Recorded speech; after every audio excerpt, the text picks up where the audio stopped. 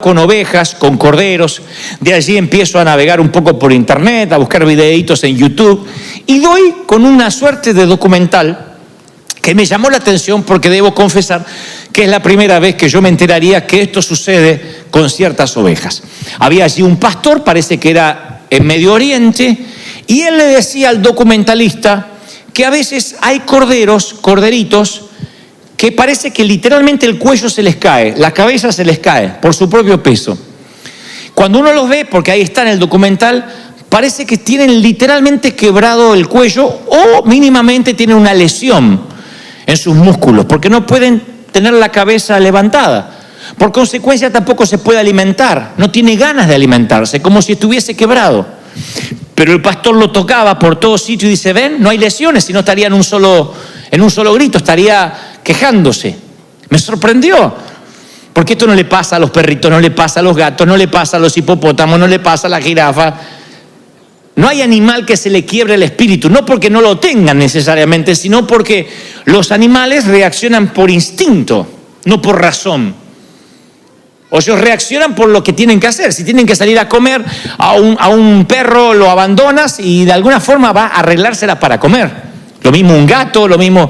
Pero los corderitos se les quiebra el espíritu cuando sienten el rechazo de sus pares, porque a veces lo rechazan porque tiene un defecto en la pata, a veces sus propias madres los rechazan por alguna otra razón, y entonces se les quiebra el espíritu y se les cae la cabeza. De allí que yo saqué la conclusión que lo que muchas veces Dios nos habla a nosotros, que cuando el espíritu se nos quebranta, solemos sentir que los hombros nos pesan más. Ya no nos paramos derechito con pechito de paloma, sino que se nos cae el mentón, solemos tener el ceño fruncido, nos volvemos más viejos. Hay gente que vive resfriada no porque le gusta, sino porque vive con la defensa baja. Vive tan preocupada que cualquier cosita la enferma. Come algo, le cae mal porque tiene no un problema estomacal, sino una raíz espiritual. Y entonces cuando veía a este hombre que le decía al documentalista que los corderitos de pronto se les quiebra el espíritu, decía, y la única forma de que estos sobrevivan es que el pastor en persona los apapache, los chiquee. El pastor, porque algunos, la mayoría, no sobreviven, no quieren comer. Es como que les agarra un estado depresivo por un rechazo. Entonces el pastor a estos corderitos los tienen que tomar fuerte en sus brazos, apapacharlos, abrazarlos, y técnicamente, o en el idioma del redil, se llaman corderos inútiles. Pero acá la inutilidad no es un adjetivo calificativo, sino que se le llama inútil aquel que es inútil para estar con el resto del rebaño, aquel que es inútil para poder comer por sí mismo, aquel que es inútil para defenderse de los que vienen a atacar al rebaño. Entonces, cuando esto pasa, le dicen es un cordero inútil. ¿Qué hacen con el cordero inútil los pastores? ¿Lo tiran, lo botan? ¿Le dicen es parte de un lote fallado? No, lejos de eso, decía el pastor, tenemos que cuidarlos. Son los más bendecidos, porque los corderos inútiles son las ovejas del rebaño que el pastor cuida más personal e íntimo que ninguna otra. Los corderos inútiles desarrollan una relación con el pastor que las otras ovejas ni siquiera pueden soñar. Así que cuando yo veía este documental, digo, claro, los que experimentamos un amor especial del pastor de los pastores es porque somos corderos inútiles. Por eso Dios nos ama tanto. Porque yo digo, claro, ahora entiendo, porque recuerdo cuando yo era más niño que me decían, no, Dios no tiene favoritos, Dios no hace acepción de personas. Y yo entiendo que cuando la palabra dice que no hace acepción de personas, está hablando de la salvación, que cualquiera puede acceder a la salvación si reconoce a Jesucristo como Salvador personal. Pero luego hay distintas relaciones con sus hijos, como los padres no lo tenemos. Piensen como papás, ¿en quién invertimos más tiempo? No quiero decir en el defectuoso, porque temo que alguien pueda decir, bueno, eso es un adjetivo calificativo negativo. No, pero no es aquel que más complicaciones tiene para relacionarse, para estudiar, para salir a la vida. ¿En quién tú has puesto más energía? Ahora, si yo te dijera, ¿amas más a un hijo que al otro? Dirías, no, todos son mis hijos, los amo a todos por igual. ¿Todos merecen la misma atención? No. Hay algunos que necesitan atención personal, ¿o no, mamá? No te tienes que pegar a algunos hijos aunque tenga 30 años, porque si no, no se lava los calzones y dice, pero es tu cordero inútil. Y tú lo tienes que abrazar. Ahora, ¿qué hace el otro cordero que sí se vale por sí mismo, que sí aprende todo? Se llena de celos. Dice, pero ¿por qué todo a este? Encima el desgraciado este. Encima que hace las cosas mal, está todo el tiempo el pastor, venga el pastor. Porque eso es lo que hacen los pastores. Dice, a los corderitos inútiles, para que el espíritu quebrantado se les vaya y salgan adelante en la vida, hay que amarlos, hay que abrazarlos literalmente. Por eso yo quiero que en primer lugar la primera palabra que Dios te hable hoy, y no te sientas mal porque lo mismo Dios habló a la mañana, es que Dios te dice, bienvenido cordero inútil a River Church. ¿Ah? Muchos de nosotros nos hemos sentido corderos inútiles en nuestras familias de origen, lastimosamente. Y hemos estado quebrados en el espíritu, en el corazón, en la mente, en el cuerpo. Muchos de nosotros. Y otros lamentablemente nos hemos sentido corderos inútiles, me duele admitirlo, en la familia de Dios. Algunos vienen de iglesias, de congregaciones donde los han hecho sentir inútil porque no sirves tiempo completo, porque no te congregas seguido, porque no diezmas, porque no vienes a la célula, porque no cambiaste tu manera de vestir, porque una hija de Dios no se viste así. Siempre hay como signos, como marcas que nos hace sentir rechazados, abusados, descuidados, fuera del camino, no amado, no deseado. Y hay un momento que uno resiste los embates, pero hay un momento que cuando esos embates son sin tregua, te quiebran el espíritu. Y cuando te quiebran el espíritu, que te quiebran el alma, empieza a reflejarse en el cuerpo. Hay gente que es achacosa, que vive con un montón de complicaciones físicas. No digo que siempre, pero en la mayoría de las veces, hasta los psicólogos dicen que proviene de cosas no resueltas en el alma, del rencor, de problemas no resueltos, de situaciones que están por la mitad. Alguien dice ventanitas abiertas. ¿Vieron cómo pasa en Windows o en las computadoras cuando ustedes tienen muchos programas abiertos? Que hay un momento que la computadora se hace lenta. Y viene alguien y te dice, vaya cerrando los programas. Vaya cerrando porque eso ocupa memoria, gigas. Entonces en la vida vamos teniendo un problema en la pareja y tenemos una ventana abierta ahí, ya lo voy a resolver. Ahora no es tiempo, no tengo ganas de hablar, ya lo voy a hablar. Y después tenemos un problema en el empleo, otra ventanita abierta, pero la dejo abierta, minimizada ahí abajo, ya después me voy a ocupar. Y después un problema financiero. Bueno, ahora no tengo cómo pagar las deudas, pero ahí tengo otra ventanita abierta. Y un problema para relacionarnos con Dios, y ahí está otra ventanita abierta. Y un día nos quedamos sin memoria, sin gigas. Cuando no quedamos sin memoria no podemos planificar, no podemos soñar, porque estamos siempre, como decíamos en mi país, apagando incendios. Y quien trabaja de bombero no puede hacer otra cosa. Y cuando uno está apagando incendios y pequeños focos que se van encendiendo en su vida, no puede planificar, soñar, visionar. Y te termina enfermando. Y se te quiebra el espíritu. Y como el corderito se te empieza a caer la cabeza. ¿Qué hace el Señor? ¿Te desecha? Dice, uy, este tiene demasiados problemas aún para la iglesia. Este es muy pecador aún para mi cruz.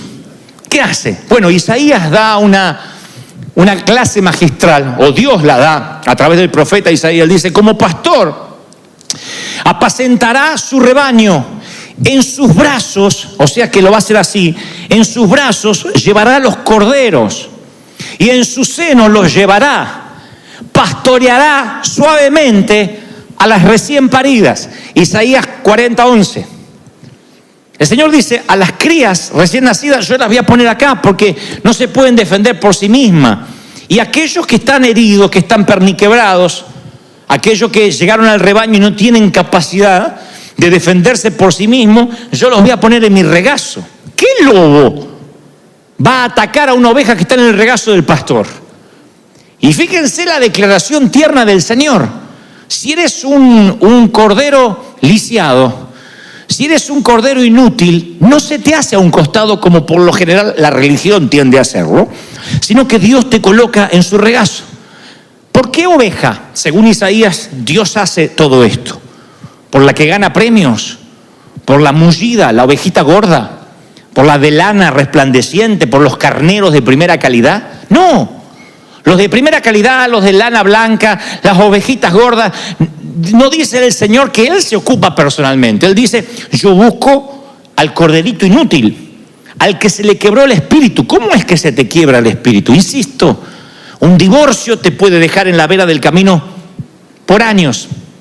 Y tú dices, pero estoy feliz de haberme divorciado de esa o de ese. Pero aún así todo divorcio es un luto, es un duelo. No el duelo de necesariamente haber perdido una persona, sino que estás enterrando 20 años de tu vida tal como la conocías. O 15, o 10, o estuviste casado 5 años, no importa. Son 5 años que lo estás enterrando, estás echando puñados de tierra sobre un ataúd donde está tu nombre. 5 años que invertiste en una relación que creíste que iba a durar. Y cuando esa relación no avanzó, la tienes que enterrar. Todo entierro merece un duelo. Todo duelo conlleva un luto. Eso puede durar meses, puede durar años. Y esa transición del alma te quiebra el espíritu. Cuando ese duelo se extiende porque no te puedes reponer, ahí es cuando el cuello se te quiebra y tu espíritu se termina de quebrantar. ¿Qué hace el Señor cuando te ve en duelo? Dice la palabra en Isaías, Él te pone sobre su regazo, te apapacha, te acaricia, dice, vamos a salir juntos de esto. Yo no te dejo hasta que no te recuperes, hasta que no te fortalezcas, hasta que seas nuevo. ¿Lo crees de verdad? Lo dicen las Escrituras. Pero para que te agarre y seas la envidia del rebaño. Porque imagínense las otras ovejas, lindas, robustas, gordas, bien comidas, gracias a Dios. Mira, ahí que van a venir, ay, agárrala ese quebrado. ¿Te parece, Edna? Ay, sí, Lucífora. Yo me las imagino así.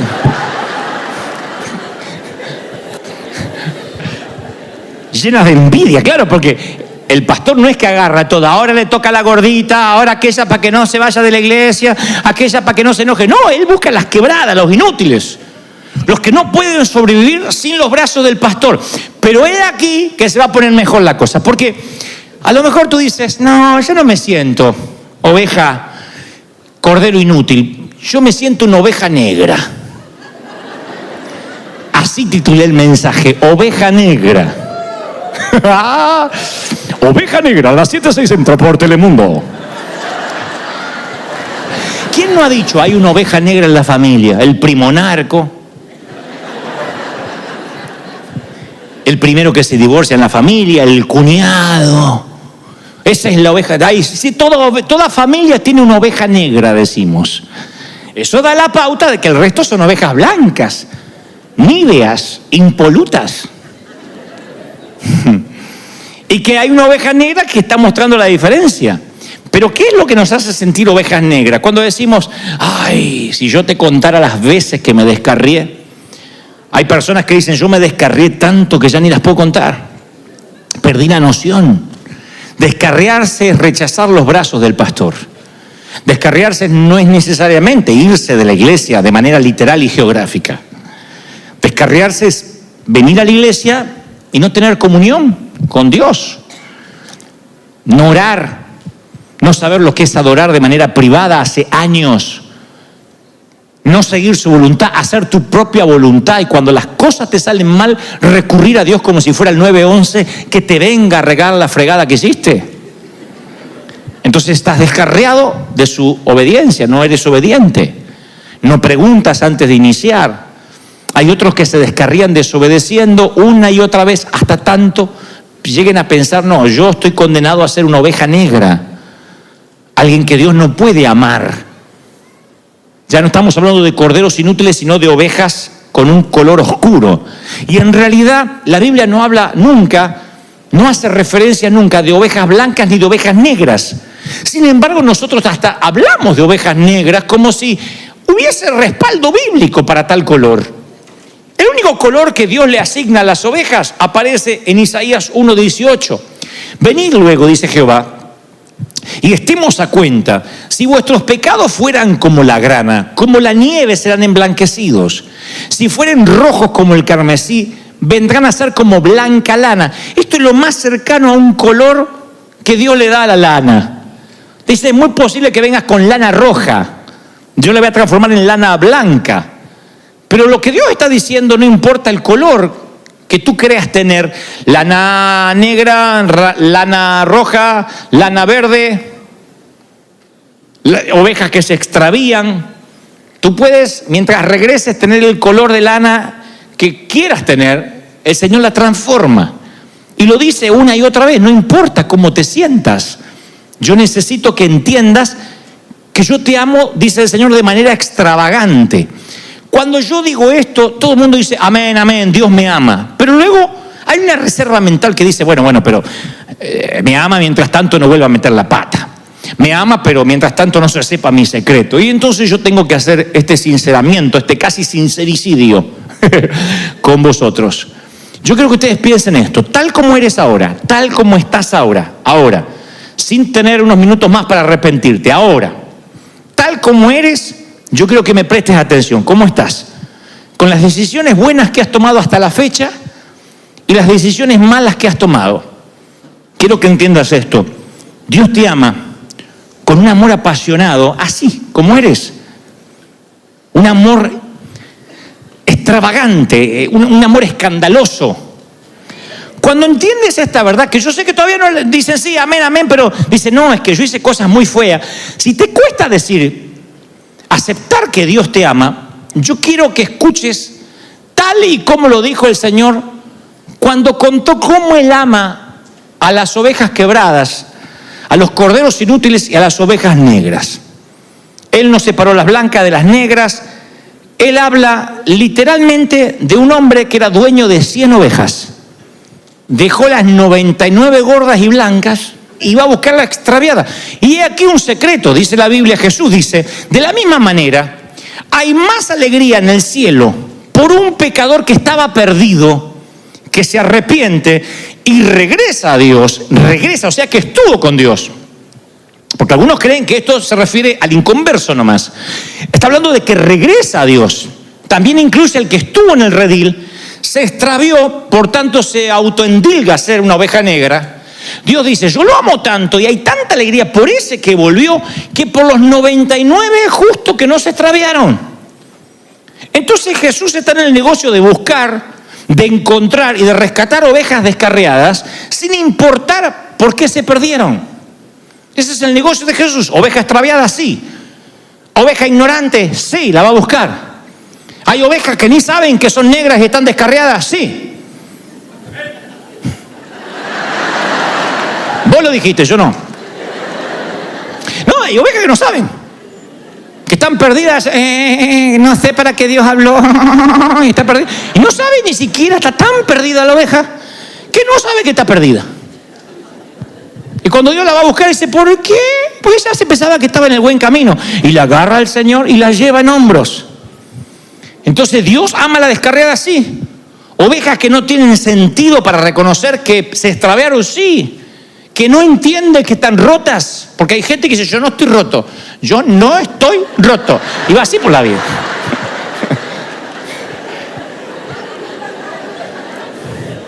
No saben lo que se vive en las consejerías pastorales. Gente que te dice, yo no soy histérico, te dice. Gente que dice, yo no levanto la voz, y te lo dice a los gritos. Una vez alguien decía, yo no soy violento, y estaba rompiendo el escritorio. Hay gente así. ¿Qué hace Dios con esos? Dice, los voy a sacar porque son inútiles, son demasiado negros. No, el Señor dice que le va y los busca. Entonces, ¿qué tipo de oveja descarriada eres? No importa. ¿Te has extraviado? ¿Te has distraído? ¿Has sido desobediente? ¿Decidiste caminar a tu manera? Lo que sea. Hay oportunidad siempre y cuando decidas regresar. El pastor va a buscarte y te trae a su lado. Entender esto es la manera de ser fiel a Dios y no fallar más. Porque si tú no crees que Dios te ama, vas a tener un espíritu de infidelidad siempre. El no sentirte amado te empuja a la infidelidad. En todos los órdenes. El no sentirte amado por Dios. Y los pastores hemos puesto barreras para que la gente no se sienta amada. 8 de cada 10 predican sobre condenación, de que Dios está enojado, estás con culpa, estás con carga. Una vez Dios te perdonó, pero ahora ya sabías y volviste a meter la pata. Y tú dices, bueno, la primera vez yo no sabía y yo entiendo que el Señor me perdonó que salí de la cárcel. Pero siendo creyente, habiendo hecho esto, caí de la gracia. Palabra que nos han dicho siempre, caíste de la gracia. Y uno no cae de la gracia, uno cae en la gracia. La gracia es una red. Cuando uno cae, te sostiene. Pero nosotros hemos quitado esa red para que estas ovejas no le hagan perder tiempo al pastor. Y las 99 que nos consideramos santas, puras e impolutas y gordas, decimos, no, que va a perder tiempo con ese, dejadlo. Hay gente que no es de salvación. ¿Cuántas veces lo vamos a aconsejar? ¿Cuántas veces lo vamos a restaurar? Ya está. Esa oveja no es pecadora, lo hace por deporte, le gusta. Déjala que se pierda. No es oveja. Algunos hasta calificamos quién es y quién no es oveja. No es oveja del prado. Ese es cualquier cosa menos oveja. Por eso no puede estar acá. Y el pastor dice, no, yo dejo las 99 y voy por la descarriada. Así que cuando el Señor nos viene a buscar y nos dice, yo quiero que vengas, hazte un favor. No trates de limpiarte primero. No trates de ponerte una careta para que Dios te acepte. Ven tal y como eres. ¿Por qué pensamos que porque caíste en pecado, ya viene Dios y ¡bra!, te termina de rematar? Ese no es Dios. Tampoco estoy haciendo apología de pecado. No estoy diciendo peca, esto es una licencia para hacer lo que quiera. Lo que digo es, pase lo que pase, cuando las cosas se pongan difíciles, cuando falles como vas a fallar, o como estás fallando, o como ya fallaste, no dudes que Él es el pastor del cordero inútil, de la oveja negra, y te ama entrañablemente. ¿Y qué hace el pastor cuando encuentra a la oveja? ¿Qué dice el Señor? ¿Qué hace el pastor? Se alegra, hace fiesta. No le pregunta a la oveja por qué te fuiste. No busca desquitarse. No le da un warning. No le dice que sea la última vez. ¿Por qué no te busco más? ¿Dejarías de ir a buscar a tu hijo a la cárcel, a la comisaría? ¿Dejarías de ir a buscar a tu hijo al hospital? Si el cabezón no entiende y tiene un accidente tras otro porque maneja como los demonios y choca. No, ya fui 3 veces al hospital, 4 veces no voy a ir. Si se muere me mandan el cadáver. ¿Actuarías así? ¿Por qué pensamos que Dios sí? Ya no, hay un momento donde ya no nos quiere en casa, donde ya no nos quiere ni soportar más. Y Él vive diciendo, mi fidelidad es absoluta, mi fidelidad no cambia. Tú cambias, tú fluctúas, yo no. Ahora tú dices, un amor así es injusto, no me lo merezco. Y claro que lo es injusto. Oveja negra, te ama. Oveja blanca, te ama. Oveja gorda, te ama. Oveja flaca, te ama. Oveja escuálida, te ama. Cordero inútil, te ama el Señor. Y nosotros decimos, no, yo soy demasiado negro o demasiado oscuro para que Dios me ame. Hemos conocido a lo largo de estos años mucha gente que han sido abusados, no en términos sexuales de manera necesaria, sino en términos afectivos. Has sentido abuso de tu jefe, de tus padres, de un cónyuge. Y cuando eso pasa y te lastiman mucho, y eres uno de esos corderitos con el cuello caído, lo que hacen algunas personas es decir, voy a levantar muros para no sentirme vulnerable nunca más. Pero esas fortalezas que a veces levantamos impiden que el amor salga y también impiden que el amor entre. Dios no te puede amar. Dios te dice, ven ovejita, te vengo a cargar. No, porque soy inmundo. Sí, ya sé, porque te voy a cargar. No, es que estoy quebrado, por eso te vengo a cargar. Es que soy negro, por eso te vengo a cargar. Y no dejas, y te cierras. Y dice, no, espera que me asee un poco, que huela mejor. Y cada vez vas a apestar más, no vas a oler mejor. Si no permite que el pastor te agarre en los brazos y nos hacemos cautivos de nuestras propias fortalezas protectoras. ¿Qué hace el Señor cuando ve la perniquebrada? Te agarra fuerte, te ve sangrando y aprieta la herida. ¿Y duele o no duele eso? Duele. Duele porque se aprieta la herida, pero para el sangrado. Ahí es cuando el Señor dice al que ama disciplina. Cuando habla de disciplina no habla de castigo. Habla de a veces de alcohol, de agua oxigenada, de una venda que no te deja caminar bien, pero es disciplinar a tu cuerpo a que vuelva a caminar bien. Dios te cura y deja que el corazón siga respirando, que sigas amando. ¿Están conmigo, sí o no? Miren, los mejores momentos que tuve con el Señor fue luego justo exactamente después que volví en hombros de haber estado descarriado. No fue castigo como la iglesia me enseñó. El Señor me ponía en los hombros y me apapachaba, me hablaba, me decía: yo te amo, cabezón. Me abrazaba, me cubría, me rodeaba. Me ponía en su regazo y me traía con la pierna quebrada. Fue maravilloso. ¿Ansío descarriarme? No, porque el dolor es mucho. Porque las tristezas y las consecuencias de los costados cuelgan los cuerpos de los ladrones, de 2 ladrones, y la cruz del medio está vacía. Su víctima ya ha muerto, se lo quitaron ya de ahí, y sobre la cruz del medio no puedo evitar ver un cartel que dice: Jesús de Nazaret, Rey de los judíos. Y cuando uno mira ese cartel, por eso digo, sígueme con ojos nuevos, cuando uno mira ese cartel, esa leyenda denota de alguna manera el eje central por el que pasa la vida y la muerte de Jesús. Porque Roma dirá que Jesús tiene que morir porque constituye una amenaza para el imperio. Y cualquiera que implique una amenaza para Roma tiene que morir. Pero, ¿por qué ese hombre es considerado una amenaza para semejante imperio armado? Bueno, primero vamos a poner esta base para que pueda ir a lo que Dios me dijo que te diga. Tiene que morir porque Él es Jesucristo. La gente erróneamente piensa que Cristo es el apellido de Jesús. Que José se llamaba Cristo, pues se llama Jesucristo. Pero es un título. Cristo viene de la palabra ungido, lo que significa Mesías. O sea que la gente está esperando un dirigente que dé inicio a una revuelta en contra de Roma y lo derroque.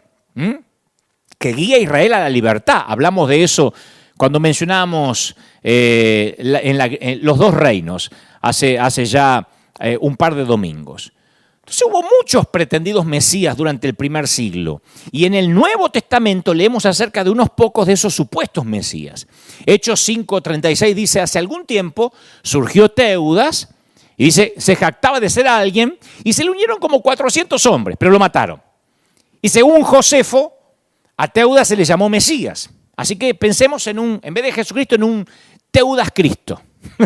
Porque se le agregaba a Cristo al nombre propio cuando se lo consideraba un posible Mesías. Este Teudas afirmó que podía dividir el río Jordán y hacer que cayeran las murallas de Jerusalén. Era un Josué de días más modernos. A la larga los romanos lo capturaron, lo decapitaron en Jerusalén frente a las multitudes. Y el libro de los Hechos también menciona a un tal Judas el Galileo que apareció en los días del censo y dirigió otra revuelta. Judas el Galileo nos dice el historiador Josefo. Cuando yo digo Josefo no es necesariamente un libro apócrifo, es un historiador. Josefo dice que fundó la secta de los celotes, de los terroristas del momento, ¿no? Él y 2000 de sus seguidores fueron crucificados. Así terminó este revolucionario, este líder, que también pensaron que era un Mesías. Y las cruces quedaron luego en pie en los campos de Galilea porque los romanos querían enviar este mensaje. Si alguien vuelve a tener la brillante idea para tratar que la gente deje de pagar impuestos o levantarse en contra del imperio, ahí está, Roma tiene abundantes cruces disponibles. Todo esto pasaba cuando Jesús era muchacho. Por eso es que aclamaron a Jesús poquito antes de ir a la cruz cuando entró a Jerusalén. A primera vista, parece que la única vez que a Jesús no desvió o no se movió de su adversión por las aclamaciones fue esta. Porque él pudo haber dicho, no quiero aclamaciones, pero esta fue la única vez cuando la multitud extendió mantos y ramas de árbol sobre el camino para mostrar su adoración. ¿Se acuerdan? Bendito el que viene en el nombre del Señor. ¡Oh, sana! ¡Oh, cantamos! ¡Oh, sana al Rey! Y aunque Jesús le tenía, insisto, aversión a semejantes manifestaciones de fanatismo, esta vez los dejó gritar. Y a los indignados fariseos les explicó, os digo que si estos callan, las piedras clamarían. Ahora, no tenía sentido, porque si la multitud se le arrojaba a los pies una semana, ¿cómo lo arrestaban y lo mataban a la semana siguiente? En el famoso Domingo de Ramos lo acompañaba un grupo de Betania que todavía estaban alborotados por el milagro de Lázaro. Mateo señala también que lo aclamaban los ciegos, los tullidos, los niños. Y hasta Jesús mismo tuvo como sentimientos encontrados durante el desfile. Porque Lucas relata que al acercarse a la ciudad, él lloró. Porque él sabía lo fácil que cambia el humor de la multitud, como sucede hasta hoy. Las voces que gritan, ¡oh, sana! Una semana después gritan, ¡crucifícale! Es la misma gente. Porque algunos creen que la gente que lo recibe triunfalmente montado en un burrito es una, y los que piden la crucifixión es otro tipo de gente. No. Jesús lloró porque sabía que eso era momentáneo. Jesús conocía cómo cambia de parecer el ser humano. Cómo hasta el día de hoy hay un montón de gente que viene a la iglesia y después viene otra vez, pero al mostrador de reclamos del cliente cuando Dios no le da lo que le prometieron que Dios le iba a dar. Nos pasa continuamente con un montón de gente. A mí me dijeron que si diezmaba Dios me iba a prosperar. A mí me dijeron como reclamando en el casino. Yo aposté por esto y quiero lo que aposté. A mí me dijeron que yo iba a conseguir una novia. A mí me dijeron que mi suegra se iba a morir pronto. Y cuando no pasa, empieza el reclamo. Y los que clamaban Hosana, los que pasaban al altar o por las aguas del bautismo, después están diciendo crucifícale, cuando resultó un Dios diferente al que pensaban. Y estos también. Ellos pensaban que el Mesías iba a derrotar a Roma. Por eso lo recibieron. Y el castigo por ese fracaso de no derrotar a Roma es la crucifixión. Porque el que acababa crucificado era que no era el verdadero Mesías. Este no fue el primer Mesías crucificado. Hubo otros Mesías crucificados. Hubo por lo menos, según la historia, 18 candidatos a Mesías, de los que mínimamente tenemos noticias durante los días de Jesús. Y todos encontraron el mismo destino. Ahora, Jesús hizo las cosas que esperaban que el Mesías hiciera. Anunció un nuevo reino, exhibió su poder, declaró tener autoridad, pero deliberadamente y repetidas veces rechazó lo que parecía ser un destino político. Y Juan nos dice que después de que Jesús diera de comer milagrosamente, de comer a la multitud, que le diera de comer a todos, que con una pequeña viandita todos comieron hasta saciarse, la gente quiso venir y hacerlo rey por la fuerza. Dijeron, si este tipo con unos pocos pescados y unos poquitos panecitos le da de comer a 5.000 tipos, imagínate lo que puede hacer con unas pocas espadas y unos carritos de guerra. Tenemos al tipo que va a derrocar al gobierno de facto, que va a derrocar la dictadura de los romanos. Dale un carrito y este tipo te lo multiplica. Así que Jesús escapó a los montes solo, se negó a levantar un dedo contra Roma. Así que no era una amenaza militar. No era alguien que estaba generando un golpe de Estado. Entonces vuelvo a preguntar, ¿por qué acabó en una cruz? No me digas porque Dios quería que acabara en una cruz. Ya sé, teológicamente sí. Pero vamos a razonar juntos. No se pierdan esto. ¿Quién sentenció a Jesús? Salgo del Gólgota. Vamos juntos, acompáñame y vamos juntos a la última cena con sus mejores amigos. Porque vamos a tratar de encontrar quién lo sentenció. Entonces vamos a la última cena, ¿no? Y tenemos en Juan capítulos del 13 al 17, una memoria íntima de la noche más angustiosa de Jesús en la tierra, ¿no? Y cuando yo leo el relato de Juan me encuentro volviendo a un curioso incidente que interrumpe la comida. Dice, sabiendo Jesús que el Padre le había dado todas las cosas en las manos, comienza Juan así de manera dramática, y después le agrega un final casi incongruente. Dice, se levantó de la cena, imagínate, se levanta Jesús de la cena, se quitó su manto y tomando una toalla se la ciñó. O sea, se la puso así como se ponían otras madres para cocinar ravioles. Y vestido como un esclavo, se inclina para lavar la suciedad de las calles de Jerusalén de los pies de los discípulos. Y eso incluye el excremento de los animales y las heces y todo, ¿no? ¿Qué forma tan extraña de actuar del invitado de honor en la última comida con sus amigos? En esos días, lavar los pies se consideraba degradante. De modo que el amo no se lo podía exigir al esclavo judío. Era degradante. Tenía que ser el esclavo de los esclavos el que hiciera eso. Pedro impalideció cuando vio hacer esto a Jesús. Y con esta sola acción Jesús dio simbólicamente un vuelco completo, como dije hace unos domingos atrás, a todo el orden social. Porque hay algo que se nos escapa, muchachos, gente querida. Jesús nos pidió a sus seguidores que hiciéramos 3 cosas en recuerdo suyo. 3 cosas. Nos pidió que nos bautizáramos unos a otros, como él había sido bautizado por Juan. Nos pidió que recordáramos la comida que compartió esa misma noche con los discípulos y de ahí la comunión, la llamada Santa Cena. Y por último nos pidió que nos laváramos los pies unos a los otros. Y la iglesia siempre ha cumplido con las 2 primeras, los 2 primeros mandatos, pero nos cuesta horrores lavar pies. Y no estoy hablando del simbolismo, ¿eh? No estoy diciendo, es cierto, no hay lavamiento de pies en la iglesia. No estoy hablando del símbolo, del acto religioso. Estoy hablando de lo que significa lavar pies. Hace ya un tiempo atrás un predicador, a quien le mando un enorme saludo y un beso, no me quiere mucho, no le caigo muy simpático, sacó una enseñanza mía de contexto respecto a la Santa Cena, ¿no? Porque yo estaba dando, creo que en Nueva York, una conferencia donde explicaba las vacas sagradas que los cristianos tenemos y entre ellas la Santa Cena, que pensamos que tiene que ser tal vino. Y yo decía, si te vas a bautizar, ¿dónde querés bautizarte? Y yo quisiera el Jordán si pudiera, ¿no? Si pudiera viajar. Si no puedo viajar al Jordán, un río. Si no puedo un río, una piscina de lona. Si no puedo una piscina de lona, una palangana. Pero siempre uno va a lo más cercano que hizo Jesús. Pero eso no quita que no bauticemos al que no puede viajar al Jordán. ¿Me explico?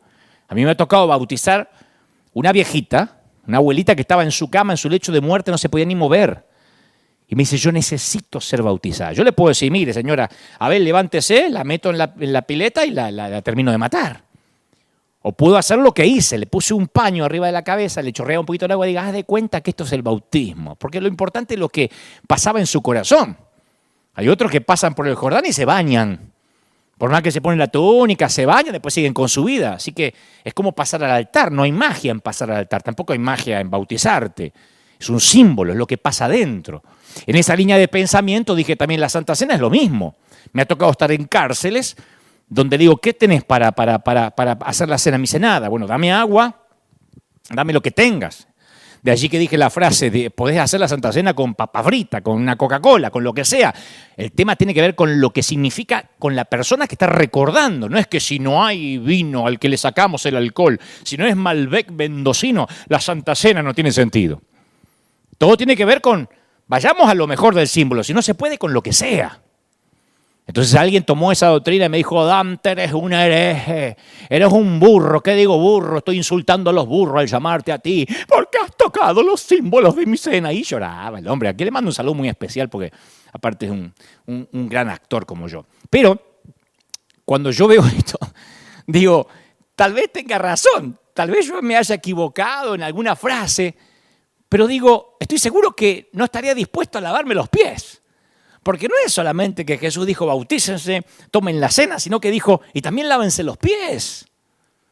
Hay que ver si quien se enoja tanto conmigo, porque estaría dispuesto a hacer una Santa Cena con agua, estaría dispuesto a lavarme los pies a mí. De hecho, esa misma noche, algo más tarde, de que Jesús lavara los pies, se produjo una discusión entre los discípulos acerca de cuál era el mayor. Se ve que había algunos argentinos. Sea el mayor entre vosotros como el más joven y el que dirige como el que sirve, dijo Jesús. Y después dijo, yo os asigno un reino. Claro, un reino, en otras palabras, fundado en el servicio. Un reino fundado en la humildad, en el lavamiento de pies. Un reino diferente. Los discípulos habían visto un cuadro vivo de lo que Jesús quería decir cuando se acordaban de que Él les lavó los pies. Y seguir este ejemplo no se ha vuelto para nada fácil en más de 2000 años. Ni siquiera para los que estaban allí. Entonces vuelvo a preguntar, si hay alguien que lava los pies de sus propios amigos o de sus discípulos, ¿quién sentenció a Jesús? ¿Quién lo mató? Los principales sacerdotes llevaron a Jesús ante Pilato, ¿no? Y han pensado cuidadosamente la acusación que le van a presentar porque no se lo puede molestar al procónsul por una bobería. Entonces le dice, hemos descubierto a este hombre agitando a nuestra nación. Se opone al pago de impuestos al emperador y afirma que es el Cristo, un rey. Y sabían los tipos que si le decían eso a Roma, iba a la cruz, pues ya habían crucificado unos cuantos que se decían llamar Cristo. Así es como plantean el juego los tipos, ¿no? Este Jesús es un problema para Roma. Le están diciendo al César no le va a gustar, así que será mejor que hagas algo. Y en un espacio de menos de 24 horas, escucha esto, Jesús tuvo que enfrentarse hasta 6 interrogatorios, algunos de parte de los judíos y otro de parte del gobierno de Roma, ¿no? Y cuando uno lee las transcripciones de los juicios, lo que llama la atención es la poca defensa de Jesús. Ni un solo testigo sale en su defensa. Ningún líder tuvo la valentía de denunciar la injusticia que se estaba cometiendo, el falso testimonio. Entonces la secuencia de los juicios parece como un ejercicio de pasarse la pelota uno al otro. Parecen los políticos de ahora, viste, que nadie hace nada malo, todo lo heredaron del gobierno anterior. Estaba mirando el otro día un reportaje que le hacían a un ex ministro, decía, no, esto es algo que heredamos del gobierno anterior. Y él decía, sí, pero hace 3 años está en el gobierno. Sí, pero lo heredamos del gobierno anterior. Siempre es así. Bueno, esto es parecido. Nadie parecía querer asumir la plena responsabilidad de hacer ejecutar a Jesús, aunque todos querían hacerlo.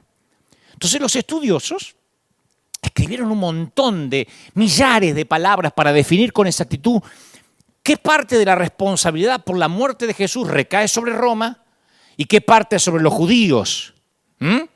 Y en realidad ambos grupos participaron en la decisión. Jesús significaba una amenaza para los poderes establecidos de Jerusalén. Ahí como en el subconsciente colectivo, no, fueron los judíos. Por eso nadie va a Italia y dice, los italianos mataron a Jesús. No, pero ambos tuvieron responsabilidad. Y Pilato resiste a los principales sacerdotes, no por compasión hacia Jesús, sino porque Pilato tiene adversión contra los sacerdotes, no los quiere.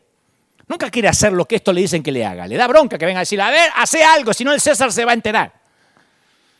Porque, por definición, él sabe que si ellos se fortalecen, él se debilita como procónsul. Entonces, cuando Pilato se entera de que Jesús procede de Galilea, le pasa la papa caliente a Herodes, que es el que tiene jurisdicción sobre Galilea. Y dice, no, a mí no me traigan otro Mesías más. Yo colecciono Mesías este mes, así que lo agarre Herodes. Y Herodes no muerde el anzuelo, sabe más por viejo que por diablo, pillo, así que se lo manda de vuelta a Pilato.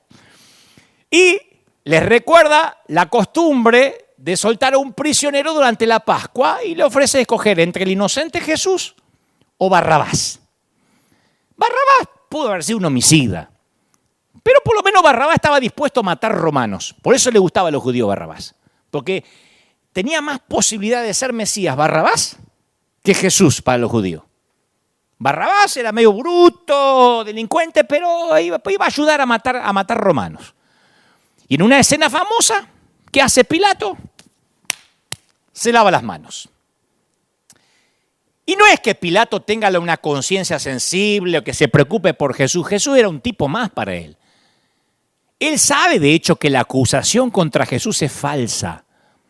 Pero Pilato tiene dramas mayores que la suerte de un Mesías de los que llegan por docenas.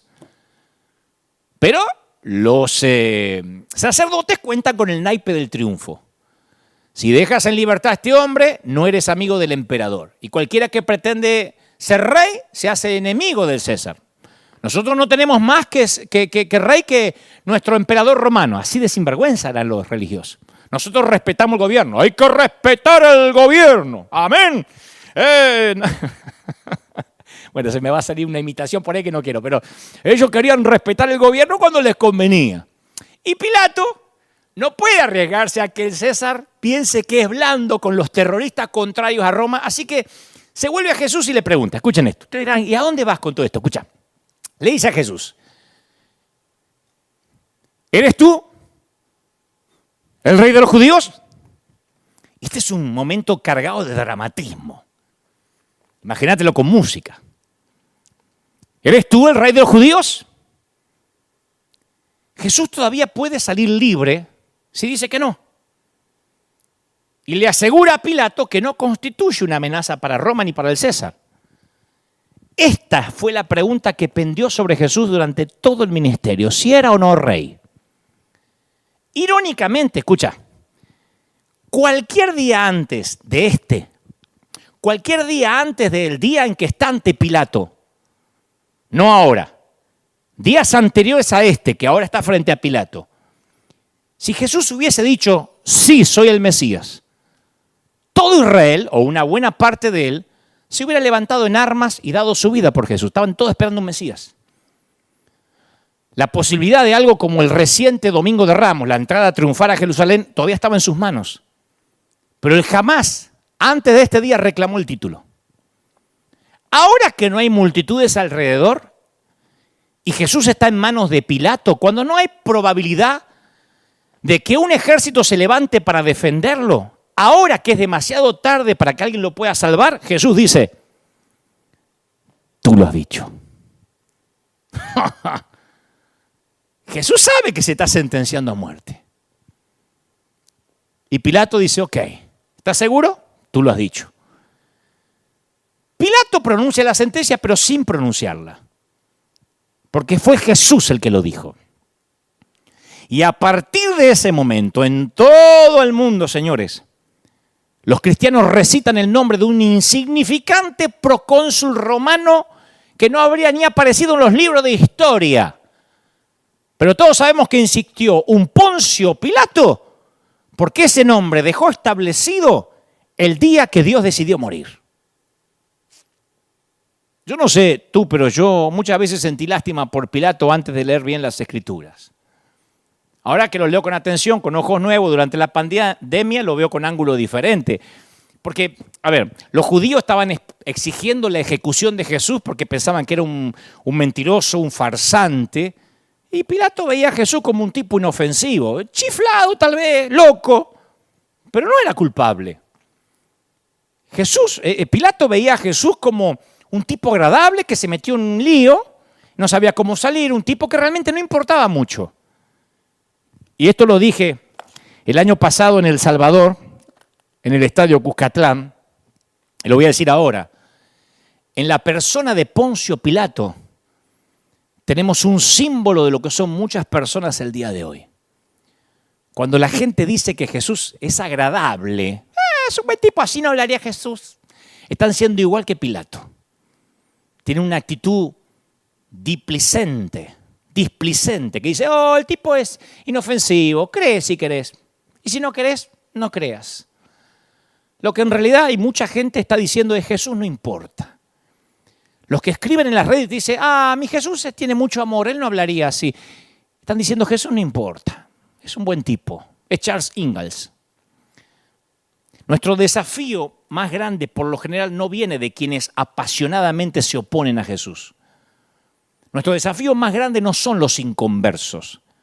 El desafío más grande que tenemos nosotros los que predicamos viene de quienes piensan que en realidad Jesús es un buen tipo, alguien agradable, pero que tampoco viene para cambiarte la vida. Los divorciados de la fe. Los hijos no reconocidos del legalismo. Eso que le decís, ¿y vos crees en Jesús? Sí. ¿Y por qué no vivís en santidad? Qué sé yo, no, tampoco es que Jesús me súper atrae. Lo ven a Jesús como si fuera que les preguntara sobre John Lennon. Y Jesús no es un buen tipo como lo vio Pilato. Jesús es un huracán que arrasa con nuestras vidas y las pone pata para arriba, transformando nuestra vida tal como la conocíamos. Señores, esto no es obra de un buen tipo, de un tipo agradable. Es obra de un Dios misericordioso. ¿Quién sentenció a muerte a Jesús? Jesús mismo se autosentenció. Les hizo la tarea fácil al procónsul. y a los que querían matarlo. Los sacerdotes fueron con dos acusaciones. Acabaron acusando a Jesús de blasfemia para que las multitudes se pusieran en contra de él y de traición a fin de que Pilato lo matara. Tenían que probarlo, no era cuestión de lo acuso y ya está como muestran las películas. Y no pudieron probarlo. Por eso Jesús se tuvo que autosentenciar, porque estos imbéciles no solo lo acusaban, sino que no tenían pruebas. Según el registro de Marcos, la Biblia dice que los jefes de los sacerdotes y el consejo en pleno buscaban alguna prueba contra Jesús para condenarlo a muerte, pero no la encontraban. Entonces testificaban falsamente contra él, pero sus declaraciones no coincidían. Y cada vez que uno venía a testificar, decía, sí, él dijo que quería derrocar a César frente al Jordán. Y pasaba otro y dice, sí, yo le di que lo dijo, pero no era el Jordán. Entonces Pilato decía, ay, Dios mío. O sea, no se ponen ni de acuerdo ni para mentirlo, tipo. Y además se había difundido el rumor de que Jesús había dicho que iba a destruir el templo y reedificarlo en 3 días. Entonces los tipos, los líderes judíos, los legalistas no lograban encontrar testigos que se pusieran de acuerdo en las palabras exactas que Jesús dijo. Pero se alarmaban. Imagínate la reacción si un árabe gritara en las calles de Washington, voy a volar en pedazos la Casa Blanca y la voy a reconstruir en 3 días. No termina de decir día que está preso. Además de eso, la falta de consideración por el sábado los escandalizaba. La ley de Moisés decía que quebrantar el sábado era una ofensa capital. Y Jesús significaba una amenaza para la ley, una amenaza para el sistema de sacrificio, una amenaza para el templo, una amenaza para las normas de alimentación y para las muchas distinciones entre puros e impuros. Jesús siempre fue, es y seguirá siendo hasta su regreso una amenaza para el legalismo. Si no, yo no recibiría tantos emails y tantos mensajes diciendo que deje de hablar de Jesús, que estoy poniendo liberal a la gente. Los legalistas están locos. Yo cada vez que predico digo, cada vez van a quedar menos amigos. Siempre el legalismo fue enemigo y seguirá siendo enemigo de Jesús. Y una vez más, todo lo que Jesús tenía que hacer ante esas acusaciones era guardar silencio. Pero ahora no guardó silencio. Como vio que venían estos tipos y no se ponían de acuerdo y eran todas falsas acusaciones y vio que Pilato lo iba a liberar, primero no hizo ningún esfuerzo por corregir las falsas acusaciones. Se sentó en silencio mientras se mofaban de él, pero cuando le preguntó, Pilato, ¿eres tú el Mesías? De alguna forma dice, sí, yo soy. Tú lo dijiste. Y ahí Jesús pronunció su propia sentencia de muerte. Le dio a los judíos lo que ellos no podían conseguir a través de ninguno de los falsos testigos. Jesús hizo el trabajo por ellos. ¿Por qué? La religión, no la falta de religión. La religión acusó a Jesús. La ley, el legalismo, no la ilegalidad. El legalismo lo hizo ejecutar. Y con sus juicios tendenciosos, con sus azotes, su oposición violenta contra Jesús, las autoridades religiosas y políticas pusieron en relieve lo que eran mantenedores de un sistema establecido, defensores solo de su propio poder. Cada uno de los ataques a Jesús ponía en manifiesto cuán ilegítimos eran. Y como Jesús vio que, como dice de mi país, no daban pie con bola, que los falsos testigos se pisaban entre ellos, que Pilato era un pusilánime que no sabía si matarlo o no matarlo, que les preguntaba, ¿soltamos a Barrabás o él? Dijo, sí, yo soy el Mesías, terminemos con esto. Porque él tenía que cumplir lo que vino a cumplir. La cruz ha llegado a ser el símbolo más reconocido a través del mundo. Marca más tumbas, adorna más joyas y está encima de más iglesias y catedrales que cualquier otro diseño. Hacer la señal de la cruz se conoce tanto en las basílicas como en las canchas de fútbol o de béisbol, en cualquier lado. Es dificilísimo, te lo digo como diseñador gráfico, que fui a encontrar un logo, un logotipo para tu negocio.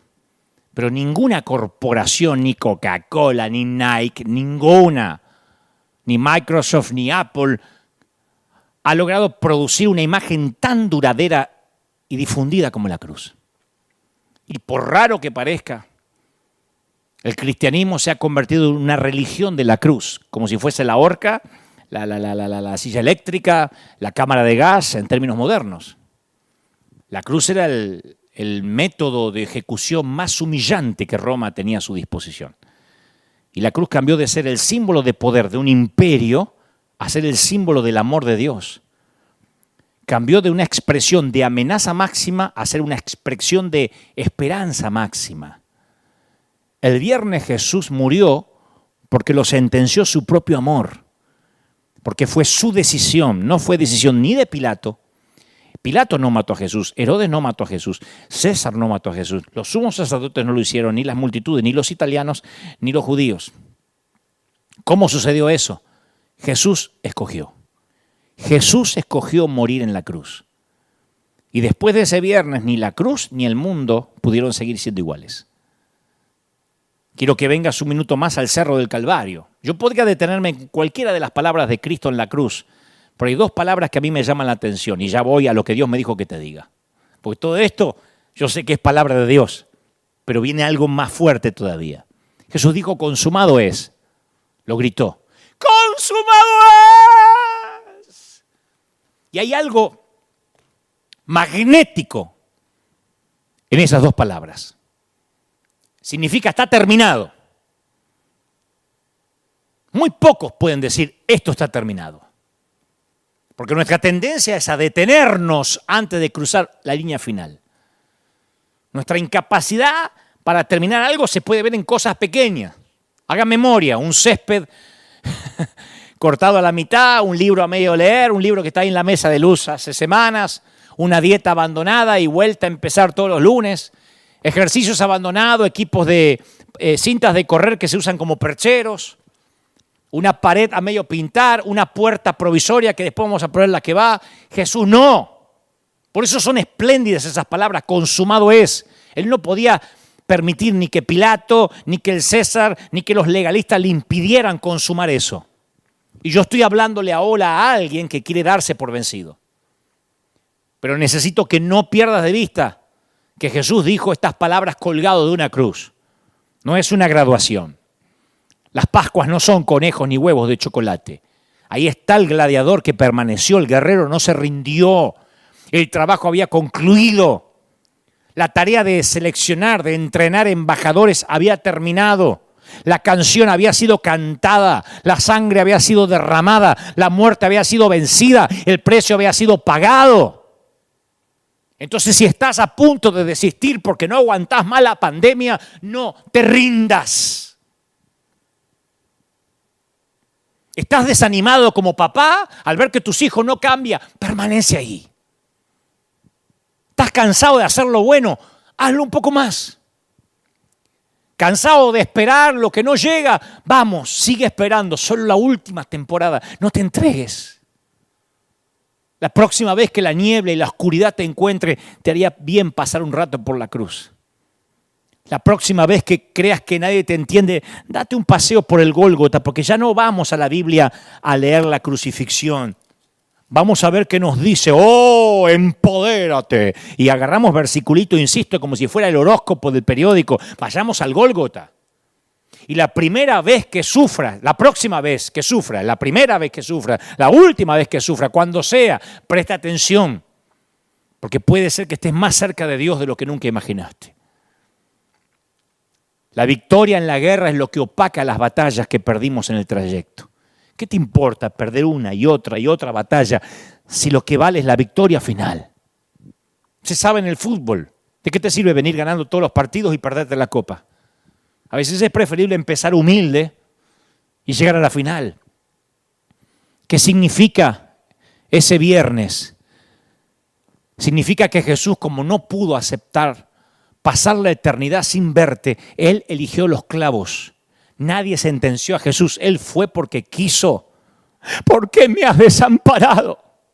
Para que tú nunca tengas que sentirte desamparado. Prefirió bajar a los infiernos por ti antes que irse al cielo sin llevarte. A mí me fascina eso. Entonces esto me llevó a preguntar mientras escribía este mensaje, o mientras que Dios me lo daba, ok, Pilatos no sentenció a Jesús, ¿no? Los líderes religiosos tampoco, ¿correcto? A César tampoco. Bueno, entonces ¿quién sentenció a Jesús? Él mismo. ¿Cuándo decidió? ¿Cuándo dijo, voy a morir para darte acceso a la vida eterna a ti, a mí? ¿Cuándo? Su verdadera muerte no fue el viernes, fue el día D, el jueves. Día D, morir el jueves. La letra D, no voy a ocupar tiempo en esto, la letra D también dicen algunos que significa decisión y se usó en referencia al hecho de aquel día que los Estados Unidos tomó la decisión de la invasión en Normandía, ¿no? Él tomó ese día D, ese jueves, la decisión de morir y ahí es cuando realmente murió. No el viernes. El viernes ya estaba hecho. El viernes fue cuando gritó, consumado es. Jesús no decidió morir cuando Pilato se lavó las manos y dijo, ay, no, se está lavando las manos, ay, no me digas que voy a morir. Él ya sabía desde que cada interrogatorio que fue, él ya sabía, había decidido en el huerto que iba a morir. Así que si me acompañaste al Gólgota y me acompañaste al panteón de Pilato, quiero que ahora me acompañes al lugar donde Jesús decidió morir. Porque es ahí donde juntos vamos a ir hoy en este mensaje y donde tú y yo vamos a tomar decisiones importantes. Desde el aposento alto en Jerusalén, Jesús y un grupo de 10 se levantaron para dirigirse a los olivares frescos de un huerto llamado Getsemaní. Ya habían participado de la última cena, ya habían discutido los tipos quién era el mayor y Jesús ya le había lavado los pies. Promedia esta hora cuando Jesús y los discípulos abandonan el aposento alto y bajan a través de las calles de Jerusalén. La mayoría duerme. Los que están despiertos no prestan atención a la pequeña caravana que caminan por la calzada. Los veo atravesando el valle y el sendero que los lleva al huerto. Y mientras tanto, los pies de Judas, yo dije que iban 10, ¿no? Claro, porque los pies de Judas ya estaban recién lavados por el maestro y con los piecitos limpios bajaban rápido la calle al patio de Caifás. Solo 10 iban con él, el otro ya con los piecitos limpios lo iba a traicionar. Y dice la Biblia, dice Mateo, que comenzó a entristecerse Jesús y a angustiarse en gran manera. Lo mismo escribe Marcos, ¿eh? Y ambos escritores mencionan sus palabras dolorosas a los discípulos.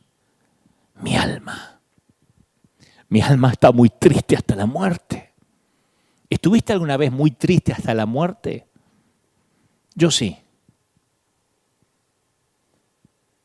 Quédense aquí, velen conmigo. ¿Tuviste muy triste que no querías no solo no dormirte, sino que no se duerman los que están con vos? Jesús iba mucho a orar solo, ¿eh? Y a veces enviaba a los discípulos lejos en una barca, de modo que él pudiera estar a solas con su Padre. Pero esta noche Jesús necesitaba la presencia de sus amigos.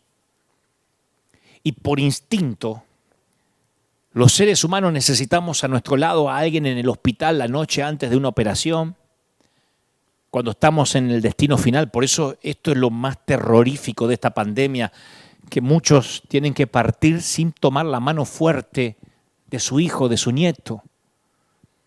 Necesitamos a alguien en el hogar de ancianos cuando la muerte se está aproximando. En cualquier momento de crisis necesitamos el contacto tranquilizador de la presencia humana. Y Jesús la necesita. Yo creo que la reclusión sin comunicación es el peor castigo que nuestra especie ha inventado. Y yo encuentro en el relato de los evangelios acerca de Getsemaní una intensidad profunda de soledad que Jesús nunca experimentó antes o que por lo menos la Biblia no cuenta. Capaz que si Jesús hubiera incluido mujeres en la última cena, mira lo que voy a decir, parece inclusión de género esto, pero si hubiese incluido mujeres, capaz que no tenía que pasar estas horas solo. De hecho, la madre de Jesús, que estaba llena de presentimiento, había ido a Jerusalén. Es la primera mención que se hace de ella en los evangelios desde el comienzo del ministerio del Hijo. Se llenó de presentimiento y fue. Yo digo, las mismas mujeres que se quedaron junto a la cruz, que envolvieron su cuerpo rígido y acudieron rápidamente al sepulcro al amanecer, sin duda habrían estado con él en el huerto. Yo sé que hay mujeres diciendo, ay, sí, yo habría ido. Habrían enjugado sus lágrimas. Claro, porque se dice que el hombre lucha mientras hay esperanzas. Así somos los varones. La mujer, en cambio, comienza a actuar con más intensidad cuando se da cuenta que no hay nada que hacer. Así fue creado. Por eso, cuando habla la Biblia de sexo, de vaso frágil, no está hablando de debilidad. Está hablando de sensibilidad, que es muy diferente, que hablaremos en otra ocasión. Pero por eso las mujeres tienen el valor de estar junto a los lechos de dolor, valorando ese tiempo que a veces los varones nos sentimos inútiles. Vamos a un hospital y decimos, bueno, qué bueno, me alegro de verte bien. Se está por morir, te dice alguien. Bueno, pero te estás muriendo bien. Y ya decimos una estupidez y nos vamos. La mujer es la que se queda. Y esto se vio con nitidez a los pies de la cruz. Los apóstoles ya no sabían nada que hacer. Pero María y las mujeres que la acompañaban valoraban esos instantes, querían compartirlos con sensibilidad femenina, maternal. Ahí las fuertes eran ellas. Porque lo femenino se caracteriza por su capacidad de espera, y lo masculino por la objetividad, por el pragmatismo. Porque para los varones el camino es una necesidad para llegar a la meta. Por eso los varones no disfrutamos las vacaciones, queremos llegar. Y las mujeres dicen, no, disfrutemos el viaje, el varón quiere llegar. La mujer disfruta los trayectos porque el embarazo las acostumbra a saborear la gestación de las realidades, con, claro, su obvia cuota de angustia, ¿no? El hombre quiere ver resultados. Si pudiera, los varones abreviaríamos el camino. La mujer goza y sufre los caminos. Valora las metas, pero también valora la intensidad de los caminos. Por eso la mujer se toca la panza, dice, ay, 3 meses, pegó una patada y el hombre mira y dice, yo no veo nada. La mujer siente desde el día 1 a su bebé. El hombre cuando el pibe tiene 12 años dice, soy papá, me cayó la moneda anoche. 12, el pibe tiene unos pelos en la pata así y a él le cayó la moneda anoche. ¿No? Las mujeres tienen la capacidad de ser fieles en el silencio, en la espera de los momentos fundamentales de la vida. Y los hombres no sabemos qué hacer cuando el tiempo se prolonga y no sabemos en qué ocupar, no sabemos esperar la vida. Tenemos que conducirla, cambiarla, transformarla. Siempre que la mujer tiene un problema, el hombre quiere traer una solución y a veces no quiere la mujer una solución, quiere ser escuchada. Y cuando no podemos solucionar nos sentimos desubicados, inútiles. Así que los apóstoles, que son varones, no saben qué hacer con el dolor y lo convierten en miedo. Actuaron cuando hubo que hacer algo práctico, bajar a Jesús de la sepultura y llevarlo de la cruz y llevarlo a la sepultura. Pero ya el domingo llegaron sin esperanza. Y las mujeres, en cambio, compartieron el Gólgota con tan intensidad que fueron las testigos oculares, las primeras de la resurrección. Mirá lo que se perdieron los que caminaban con Jesús. Ninguno de estos tipos se le ocurrió ir a ver cuando se corría la piedra. No fueron las mujeres las que escucharon 10.000 veces lo que Jesús dijo, que iba a resucitar al tercer día. Yo me hubiese quedado ahí. Yo también hubiese escapado porque soy varón. Pero digo, ninguno se le ocurrió, ninguno de los muchachos, y decir, che, vamos a ver si, ¿qué perdemos? Perdemos un día. Si al cuarto día no resucitó, fue un fiasco. No, estaban asustados. Las mujeres no. Los hombres tratan de hablar, de salir afuera, de ayudar, de hacer algo, porque nos sentimos inútiles, impotentes ante la muerte que no podemos resolver. Y en aquel jueves, a Jesús solo lo acompañaban varones, amodorrados así por la comida y el vino, porque no era que tomaban vino sin alcohol, estaban con la modorra de un vino, no tenían resaca, pero estaban entonados. Se durmieron mientras que Jesús soportaba la prueba solo. Y cuando los discípulos le fallaron, Jesús no ocultó lo que sentía. Le dijo, no pueden velar conmigo 1 hora. Yo creo que les hizo así, levántense. No pueden velar 1 hora, 1 hora. Última noche que voy a estar con ustedes. El mundo había rechazado a Jesús, porque ahí venía el desfile a la luz de las antorchas que se aproximaban por los senderos del huerto donde venían a buscarlo. Y pronto todos estos discípulos dormilones lo iban a abandonar. Y encima de eso, cuando Jesús ora, se topa con un muro de silencio. Debe haber sentido que la primera vez fue la primera vez que Dios de algún modo le dio vuelta a la cara. Pasa de mí esta copa. No era que Jesús era impotente, porque si él hubiese insistido en hacer su propia voluntad, no la del Padre, hubiera llamado a 12 legiones de ángeles, 72.000 ángeles. 12 legiones son 72.000 ángeles, para que pelearan una guerra santa por él. En Getsemaní, en ese huerto de las decisiones, Jesús revivió la tentación de Satanás en el desierto, porque en ambos casos pudo haber resuelto el problema así. A Satanás lo liquida con una puñalada en el desierto y acá hace una violenta guerra en el huerto. Pero no habría habido historia en la iglesia. Yo no estaría acá. Vos no estarías ahí. Después de varias horas de atormentada oración, Jesús llega a una decisión. Y luego diría, no era necesario que el Cristo padeciera estas cosas, expresaría luego. Despertó a sus adormecidos amigos por última vez y se dirigió en medio de la oscuridad hacia quienes querían matarlo. Ahí tomó la decisión. La historia lo registra como una batalla entre Jesús y los religiosos o entre Jesús y Roma, pero fue una batalla de Dios contra Satanás. Y Jesús sabía que antes de la victoria habría una derrota. Sabía que antes de la luz del domingo vendrían las tinieblas del viernes. Y si no lo aprendiste siendo imitador de Jesús, que antes de la victoria del domingo vienen las tinieblas del viernes, es por eso que a lo mejor vive frustrado. Siempre antes del trono está la copa del dolor del jueves. Día D. Yo pienso que la pandemia es nuestro día D en la historia de la humanidad, por lo menos de esta generación que nos lo toca vivir. Y si no pasamos este jueves, no veremos el domingo. Y lógico, Jesús tiene temor, porque cuando llega a la entrada se vuelve a sus discípulos y él sabe que será la última vez que los vea antes que ellos lo abandonen. Saben que ellos se irán cuando lleguen los soldados, pero no los acusa, no los exhorta. ¿Sabes lo que hace? Porque algunos dicen, no me acuerdo qué hizo. Imagínate tu última hora con tu hijo, antes de que tu hijo viaje muy lejos. O imagínate el peor escenario, tu hijo tiene leucemia, cáncer, se te está yendo de entre las manos. Tu último momento con el amor de tu vida. Quien sea el amor de tu vida, ahí está agonizante. Tu último momento con tus padres. ¿Qué les diría? Yo me acuerdo mi último momento con mi mamá. No estuve allí cuando ella partió. Pero el Señor me dijo que sería la última vez que la iba a abrazar cuando yo sabía que me iba de Argentina en el último viaje que hice. Y el Señor me dijo, abrázala fuerte porque no volverás a abrazarla hasta que la encuentres en los cielos. Le dije, mamá, te voy a extrañar mucho. Y escogí algunas palabras para decirle que no compartiré aquí. ¿Qué le dirías a los que sabes que no vas a volver a ver? ¿Reproches? Yo sé que me van a dejar solo.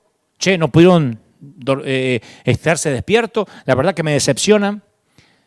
Dijo, mas no ruego por estos, solamente por ellos, sino que también ruego por los que han de creer en mí, por lo que ellos van a predicar, para que todos sean uno, para que el mundo crea que tú me enviaste.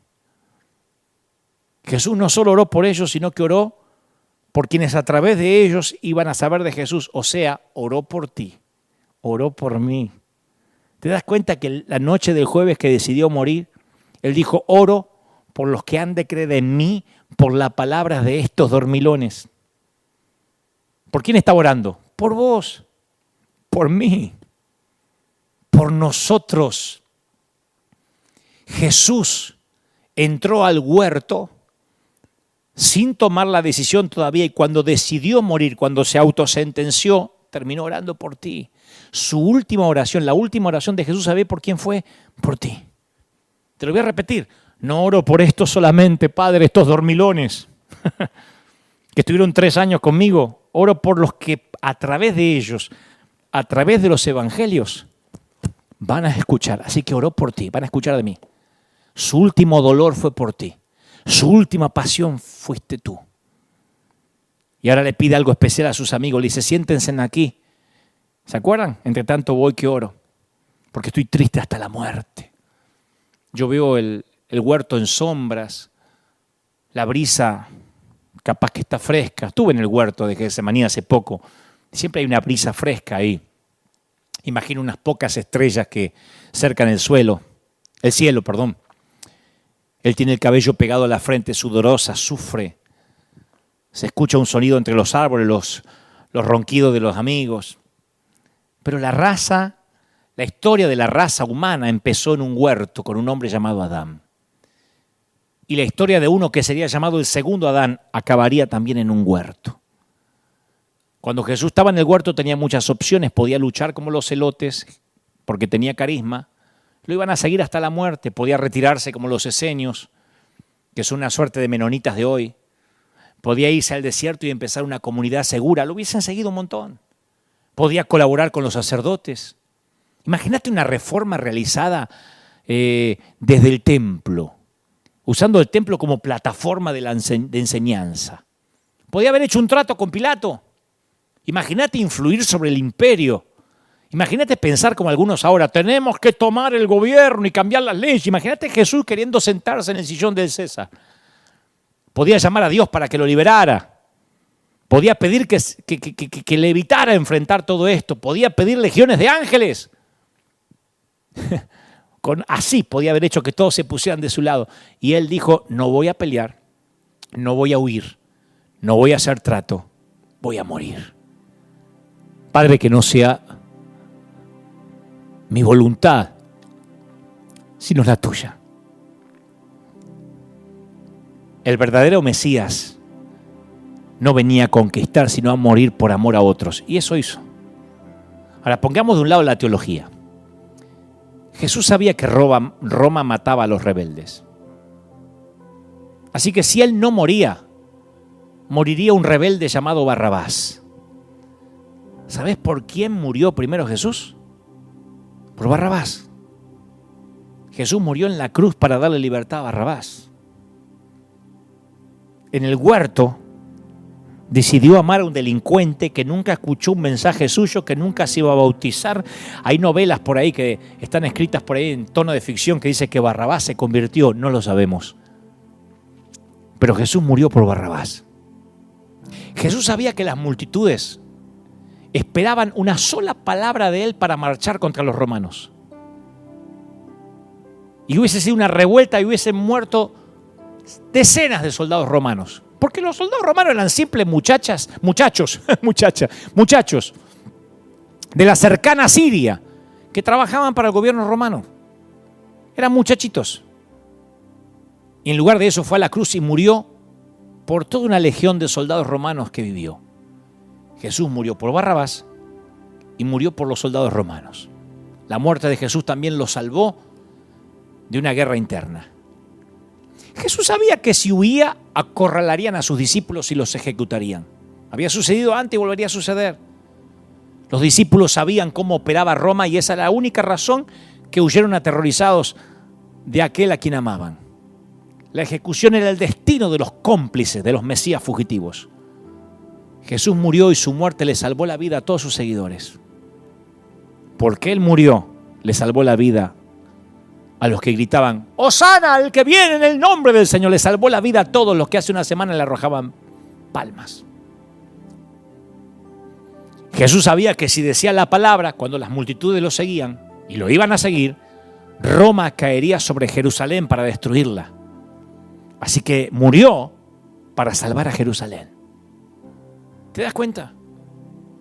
Murió por todas esas personas que se habían desilusionado de él, que no lo entendieron y que gritaron que lo crucificaran. Como si Jesús dijera, yo daré mi vida por las personas que todavía no entienden. Por eso creo en la gracia.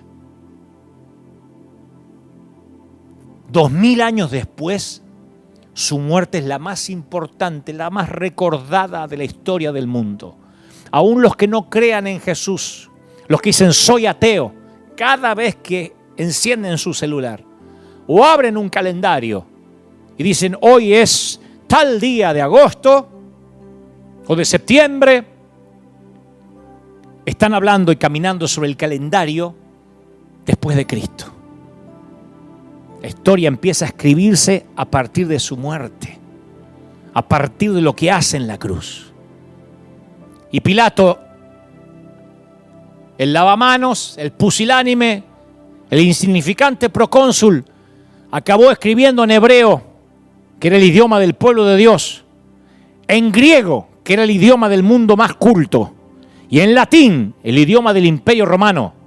Jesús de Nazaret, Rey de los judíos. Y él dijo, al cabo, el hombre que se autosentenció me dijo que lo era. Él es el Rey. Y lo puso ahí para que todo el mundo pudiera leerlo traducido en 3 idiomas. Pero hay una sola frase del jueves de la decisión, que me sigue impactando. ¿No pueden velar una hora conmigo? Velad para que no entréis en tentación. ¿Sabes? Hay ocasiones en la vida que hay que tomar decisiones en cuestiones de segundos. Jesús los despierta, pero vuelven a caer en la tierra de los sueños con los párpados pesados por el vino y la comilona. Porque la próxima vez que se despierten lo harán por las antorchas, los soldados y el gentío. Y habrá una pequeña escaramuza ahí, gritos, un beso del traidor. No hay tiempo para conferenciar ni consultar opiniones. Che, ¿qué vas a hacer? ¿Nos escapamos? ¿Damos la vida? No hay tiempo para meditar, para pensar, ni para orar. Decisiones en tiempo real, señores. El único que trata de decidir algo es Pedro, que saca la espada. Jesús lo recrimina. Y entonces todos los discípulos, dejándole, huyeron, cuenta Marcos. Corrieron como ratones asustados en el Titanic. Todos ellos. Y Juan el amado, también Juan el amado huyó. Todas las palabras de lealtad y compromiso fueron dejados atrás como polvo. Pero antes de juzgarlo, piensa, tú y yo hemos estado en el jardín de la decisión muchas veces. Día D, el jueves en que tenemos que morir o sobrevivir. ¿En esta pandemia se vio desafiada tu lealtad? No pensemos en la pandemia, pensemos cuando todo era normal. Para el comerciante puede ser la oportunidad de un negocio ilegal. Para el joven un momento de pasión incontrolable. Para ella el faltar el respeto a su esposo, denigrándolo. Hay gente que pierde la cabeza en el huerto de la decisión. Hay mucha gente que ha perdido la cabeza en el huerto de la decisión. Hoy mismo hay gente mirándome solo por religión y Dios le está pidiendo lealtad verdadera. Mi querido, no puedes pensar que Jesús solo fue un buen tipo, como Pilato. No más. No más un cristiano nominal. No más un religioso. Jesús también vio las espadas y las antorchas, pero no perdió la cabeza. Había tomado una decisión. ¿Tenía ganas de escapar? Claro. Jamás se había sentido tan solo. Pero lo que hay que hacer únicamente Él puede hacerlo. No puede hacerlo un ángel. Ningún ángel puede forzar las puertas del infierno. Ningún hombre puede hacerlo. Lázaro no pudo hacerlo. Ninguno tiene la pureza para enfrentar el pecado. Jesús el carpintero. El hombre imploró en el huerto. No habrá otra manera. Y escuchó al Padre dulcemente decir con firmeza, no.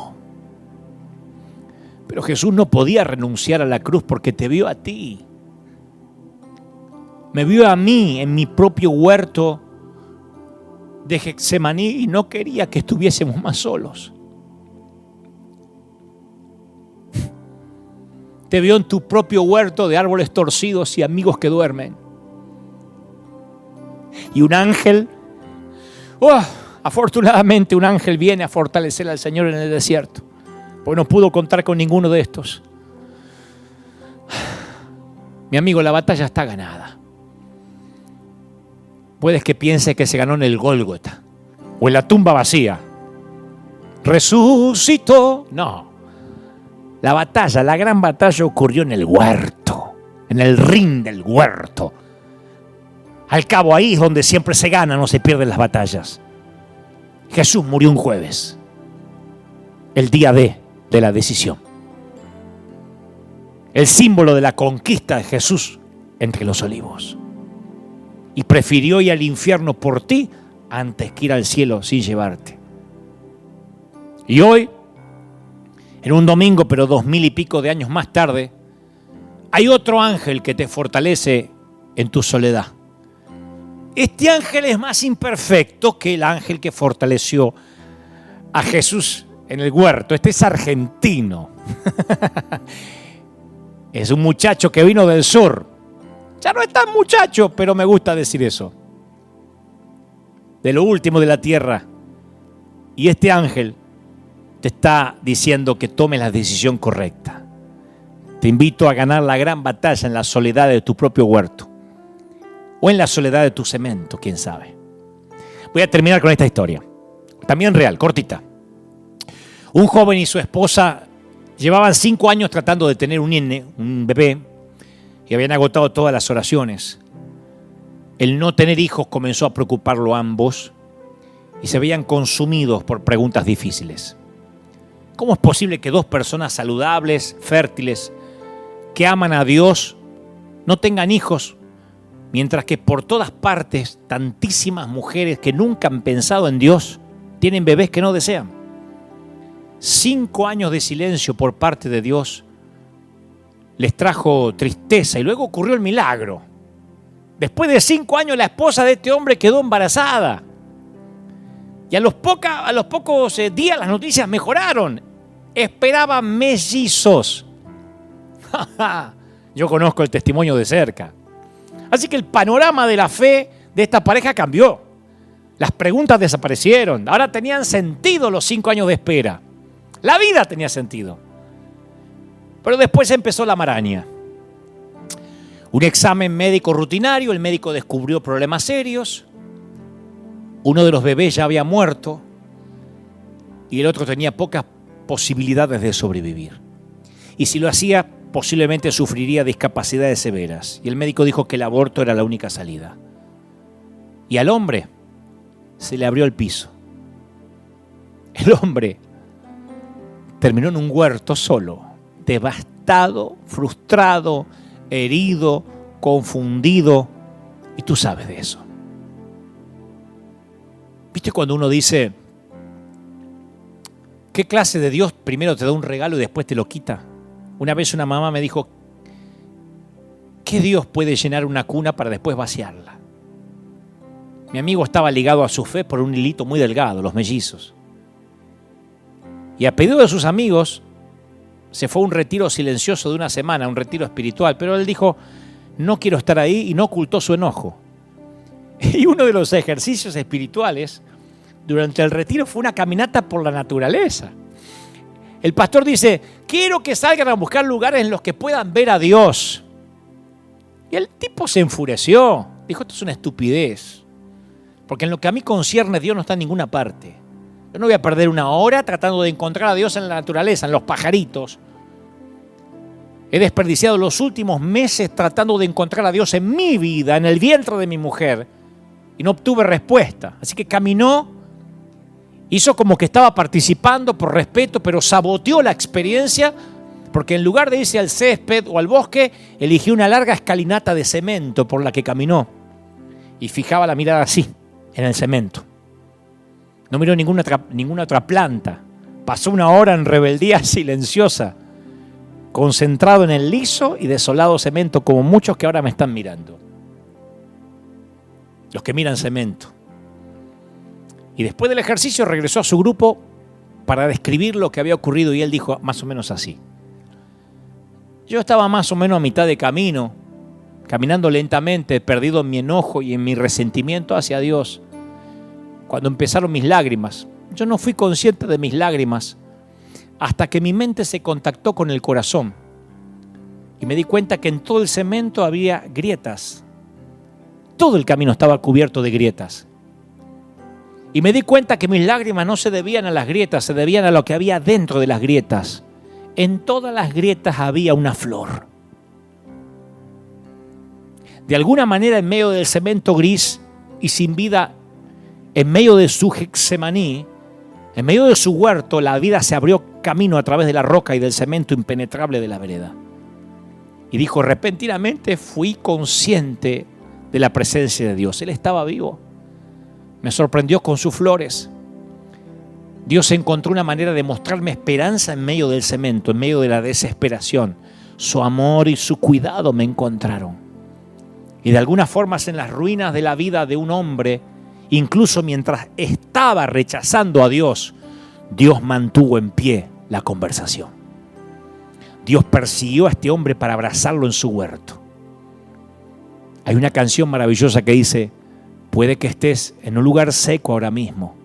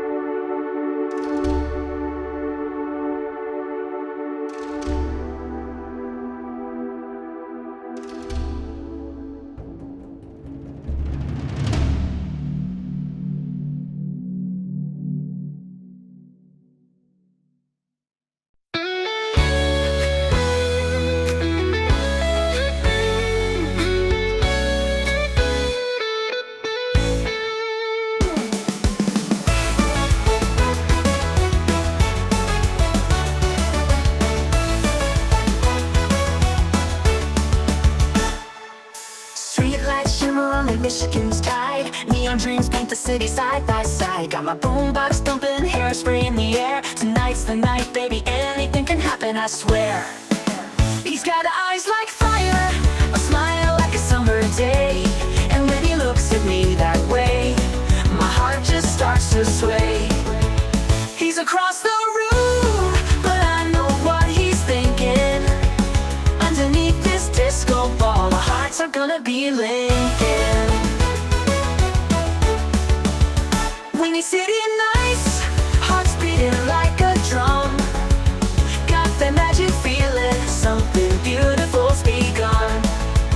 He's holding out his hand under the neon glow. Tonight we're gonna rewrite the stars, baby, don't you know? We're cruising down Lakeshore Drive, radio blasting our song. He's holding my hand tight, knows how to treat a girl right all night long.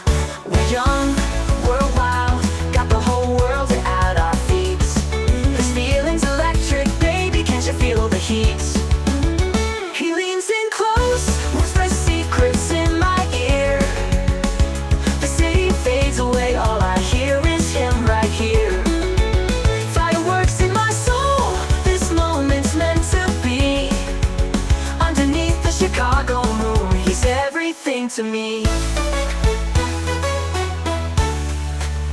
He's got eyes like fire, a smile like a summer day. And when he looks at me that way, my heart just starts to sway. He's across the room, but I know what he's thinking.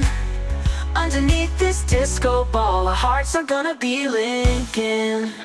When you city nights, hearts beating like a drum. Got that magic feeling, something beautiful's begun. He's holding out his hand under the neon glow. Tonight we're gonna rewrite the stars, baby, don't you know?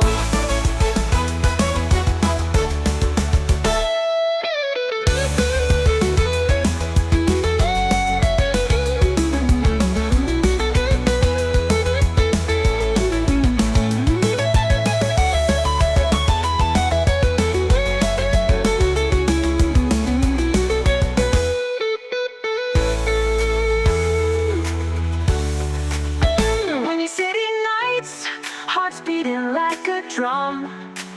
Got that magic feeling, something beautiful's begun. He's holding out his hand under the neon glow. Tonight we're gonna rewrite the stars, baby, don't you know?